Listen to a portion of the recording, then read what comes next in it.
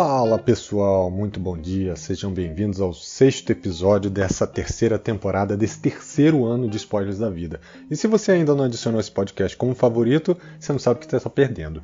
Tem realmente muito conteúdo bacana que pode te ajudar a mudar o seu comportamento, ter mais tranquilidade, se desenvolver e lidar com a vida que já é muito complicada, né? De uma forma muito mais leve. E por falar em conteúdo bacana, muitos desses conteúdos eles têm total relação com o que eu vou falar hoje aqui. O título já foi para chamar a atenção, né? Meus problemas são meu sucesso.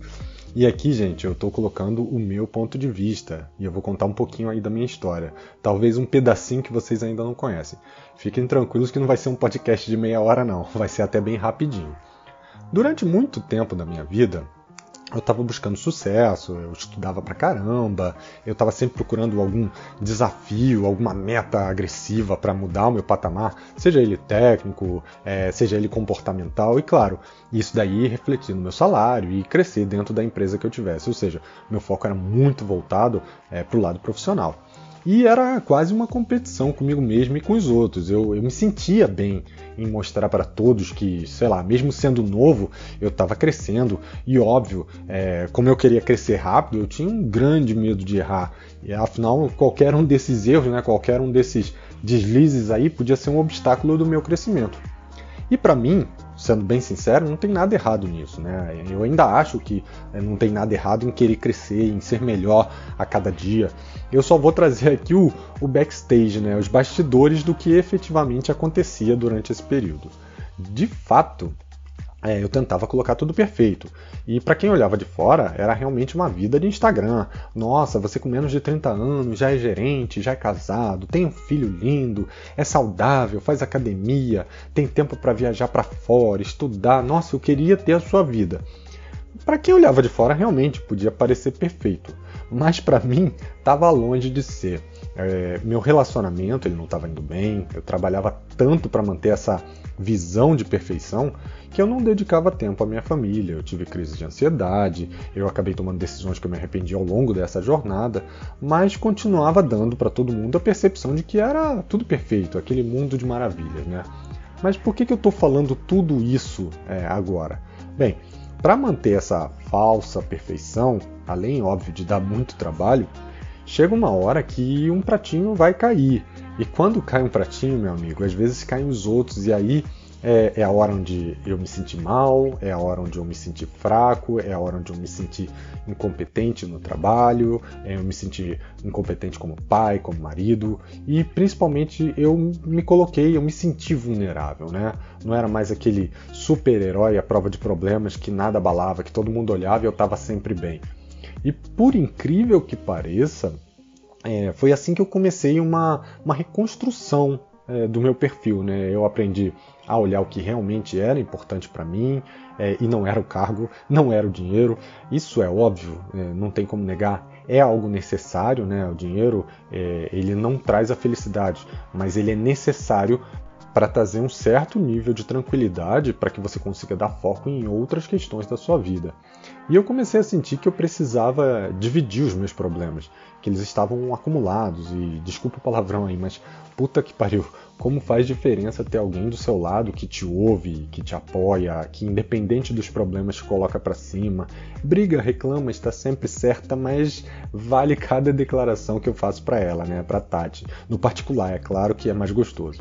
Mas brincadeiras à parte, eu me conectei com a minha família novamente, eu comecei a estudar sobre tudo que influenciava no meu comportamento para tentar entender por que eu agi como agi antes, né? E eu estava querendo mudar. Então eu me formei como coach, como analista comportamental, praticante PNL, entre muitos outros cursos que eu fiz.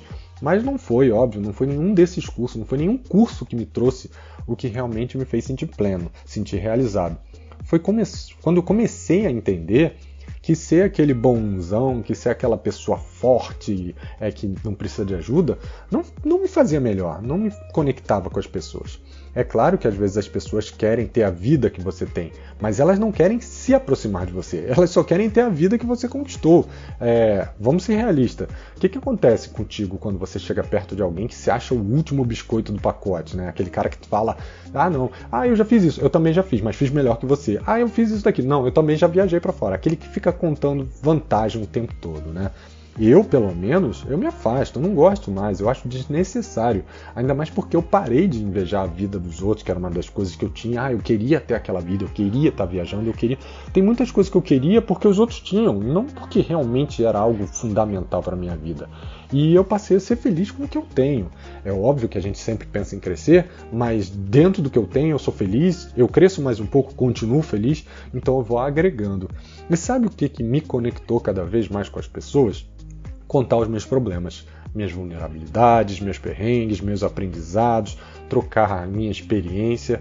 E por incrível que pareça, ter problemas, né, foi uma das coisas que mais me ajudou, porque as pessoas se conectam com o que você já viveu e muitas vezes elas mesmas não têm coragem de conversar porque elas têm vergonha de falar o que elas já passaram, né, o que elas já vivenciaram. E quando você chega assim, de peito aberto, de guarda baixa, falando dos seus erros, dos seus problemas que você enfrentou, sem julgamento, sem achar que é pior ou melhor do que os outros por conta disso, você encoraja essas pessoas a se abrirem. E elas se abrem porque é criada uma conexão de empatia, de similaridade. Além disso, gente, a vida é cheia de histórias. Quem não tropeça geralmente não tem muito a contar, né? Ou é aquele soberbo, né, que está contando sempre vantagem. E se você sente vergonha do que você se tornou, dos seus erros, saiba que eles podem te ajudar sim a crescer. Basta você dar um significado correto a eles e não deixar que eles se tornem um motivo para você se sentir menosprezado. E quando eu entro aí na seara de liderança, né, que é onde eu realmente gosto de estar, nossa, que diferença fez na minha vida falar dos meus problemas. Até mesmo os problemas de trabalho, tá, gente? A maioria das pessoas já passou por cenários de estresse, de trabalho intenso, de ter que trabalhar com algo que não gostava, às vezes com uma gestão corrosiva, de ter questões pessoais que impactam o trabalho. E quando você está ali ouvindo e sabendo o que a pessoa está passando, é incrível como você consegue falar exatamente o que ela precisa ouvir.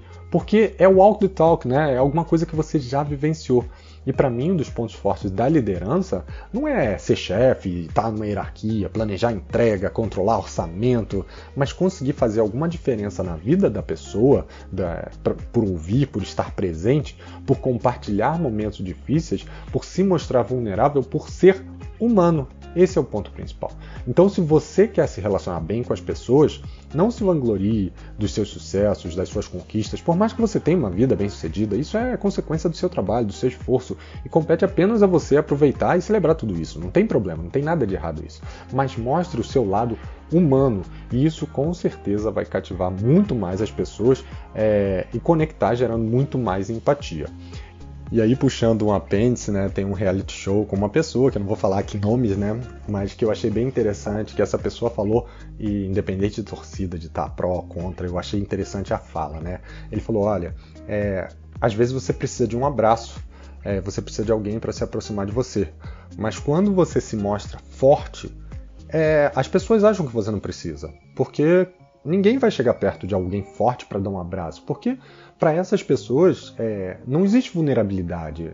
Essas pessoas estão protegidas, elas estão ali. Inclusive é o contrário, né? Se espera que essas pessoas venham abraçar as pessoas que estão mais vulneráveis, né?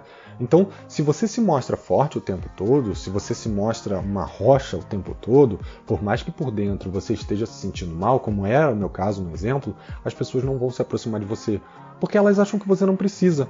E é exatamente esse o cenário. A vulnerabilidade, a transparência, se mostrar humano, mostrar os seus defeitos, mostrar os seus problemas, conversar sobre eles, trazer luz e transparência nesse cenário, vai te ajudar muito a conectar.